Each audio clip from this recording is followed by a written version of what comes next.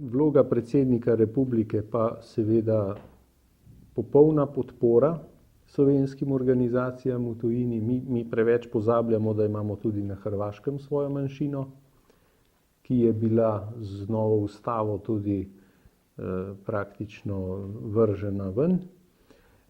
In predsednik republike mora biti tisti, ki opozarja na te probleme manjšin in mora zahtevati od sosednjih držav enako obravnavo manjšin, kot jo imajo manjšine v Sloveniji. Pri nas vemo, da imata obe manjšini sedež v parlamentu, to se mi zdi prav, in enako bi bilo treba zagotoviti tudi naši manjšini v sosednjih državah, ne da imajo sistem, da so vse manjšine zastopane z enim poslancem, pa pač enkrat je iz te manjšine, drugič iz druge, ampak bi morala imeti vsaka svoj sedež.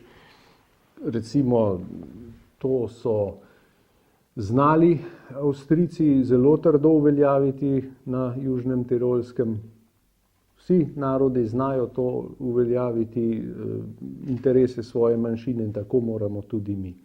In pa seveda s financiranjem, to je pa dejstvo. Denar pa je zelo pomemben pri tem, da se ga usmeri v pravilno stvar, da naše organizacije na tujem lahko tako uporabijo kot v Avstriji, Italiji in pa seveda na Hrvaškem, da bodo lahko uveljavljale svoje kulturne interese, da bodo lahko izdajala svoja glasila,